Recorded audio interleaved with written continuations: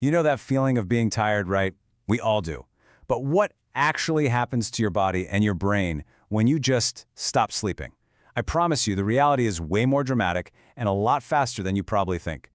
So who here has pulled an all-nighter? For school, for work, maybe just for fun. You know that next day feeling. You're foggy, you're irritable, everything feels a little slow. But what's going on underneath all that? Well, a whole cascade of pretty powerful changes is already kicking off, right from that very first night. All right, let's start our journey with just one single night without sleep. 24 hours. Seems doable, right? What could really go wrong? Well, as it turns out, a whole lot. Okay, get this. After just 24 hours awake, your brain is so impaired it's the same as having a blood alcohol level of 0.10%. To put that in perspective, that's over the legal driving limit in most places. That means your reaction time, your decision-making, it's all just as compromised as if you'd been drinking. And it's not just in your head. Your entire body is thrown completely out of whack. Research actually shows that one sleepless night can change your immune cells so much that they start to look like the immune profile of someone with obesity. This basically kicks your body into a state of chronic, low-grade inflammation. So, while your body is busy dealing with all that inflammation, your brain is efficiently starting to run on fumes. And honestly, what's happening inside your head is where things get truly fascinating. Man, a little scary. 60%. Just let that number sink in for a second. That's how much the reactivity of a key part of your brain, the amygdala, is amplified after just one night without sleep. So, what does that actually feel like? Think of the amygdala as your brain's emotional control center. It's the hub for stress, anxiety, all those big feelings. So when you crank its reactivity up by 60%, you basically lose your emotional stability. Little things that you'd normally brush off suddenly feel enraging, and small worries can spiral into full-blown panic. And the reason for all this emotional chaos? It's a total breakdown in communication. You see, sleep deprivation literally disconnects the amygdala from your medial prefrontal cortex. That's the logical, rational part of your brain that's supposed to act like the brakes. Without that connection, it's like your emotional gas pedal is slammed to the floor and there's nobody in the driver's seat. So we've all been there, right?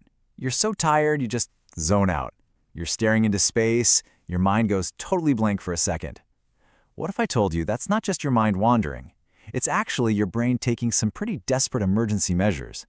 Yeah, researchers have discovered something absolutely incredible. Those moments where you zone out are actually times when waves of cerebrospinal fluid are literally washing through your brain. This is your brain's cleaning crew, trying to flush out all the toxic junk that builds up during the day, a job it's supposed to do while you're asleep. It's so desperate for a cleaning cycle that it forces one while you're awake, completely hijacking your attention to do it. And remember, all of that's just in the first 24 hours. If you push past that point, you're moving from just feeling off to, well, actively losing your grip on reality itself. As you get close to the 36-hour mark, you'll start having something called microsleeps. These are these tiny, involuntary moments of sleep that last just a few seconds. You could be in the middle of a sentence, or worse, driving a car. And the really scary part is, you often have no idea they're even happening. From here, the psychological decline just speeds up like crazy. At 36 hours, the urge to sleep is just overwhelming. Push it to 48 hours and reality starts to warp. You get anxious and your senses get distorted.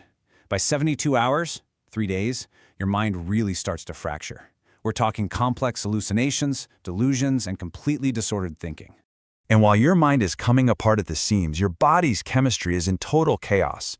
Your stress hormone, cortisol, it skyrockets. Ghrelin, the hormone that makes you hungry, goes into overdrive. Meanwhile, leptin, the hormone that tells you you're full, just plummets. It is the perfect storm for stress, intense junk food cravings, and overeating.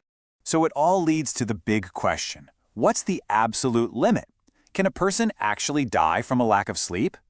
The answer, which we've learned through some really tragic circumstances, is a definitive yes. Now, a healthy person probably isn't going to die from pulling a few all-nighters, but we know for a fact that the complete, total inability to sleep is, eventually, always fatal. And the most chilling proof of this comes from a devastatingly rare genetic disorder called fatal insomnia. This disease shows us the terrifying final destination of total sleep loss. It starts with horrible insomnia and panic attacks. That quickly moves into constant hallucinations. Then, the body completely loses the ability to sleep at all, which triggers rapid weight loss, before the final, terrible descent into dementia. The final stage, it's just a heartbreaking look at a brain that has completely broken down. The clinical description is chilling. Dementia, during which the person becomes unresponsive or mute, is the final stage, followed by death.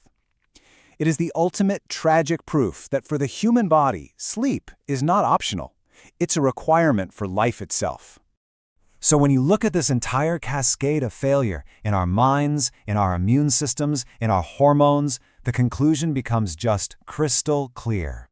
Sleep isn't a luxury. It's not a sign of weakness. It is a fundamental, non-negotiable biological need.